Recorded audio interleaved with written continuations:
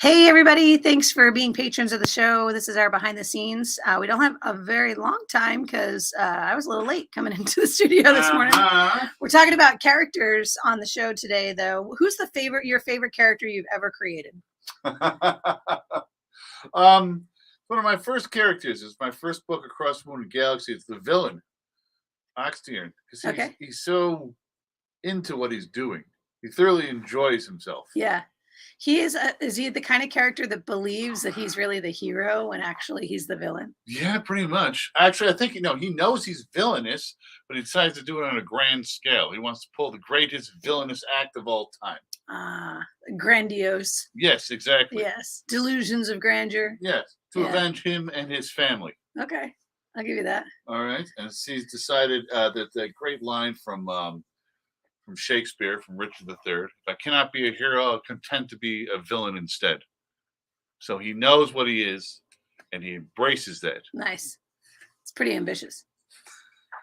My favorite character is Blue.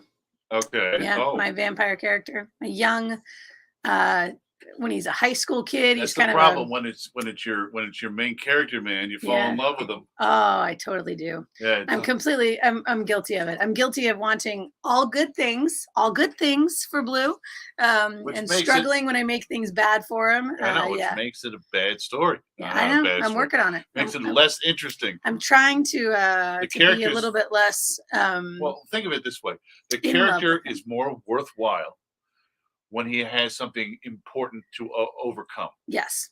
Right? So agreed. By doing something terrible to him, you're helping him in the long run.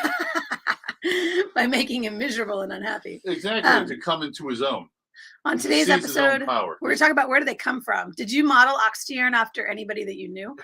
Yeah, no. I modeled him after a character from a play written by the Marquis de Sade. Okay. Yeah. Hence his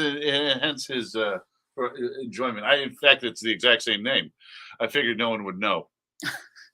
There's a couple of different ways you can come up with your characters. One of them is you can base them on yourself. One of them is you can base them on people that you know. And the third way is you can make them up completely. We're going to talk about those in today's episode. Thanks for being with us. I don't think you ever make them up completely. Well, I think they're always pieces of people that you know. Right. You got to find the real stuff. That's how they become authentic. Right. Exactly. Yeah. But even if it's an amalgamation of a bunch of people you know. Chunk after chunk. But it might be. It's still pretty realistic that way. Right. All right. We appreciate you. Thank you for being patrons of the show. We owe you guys stuff. We owe you extra content. We owe you extra stories. We're going to talk a little bit about what we're going to do about that. Maybe we'll get on a Zoom and do some readings for you and give you that. You've been so good to us. We're just so grateful. Have a great rest of your day, and we'll see you on the air in just a few minutes.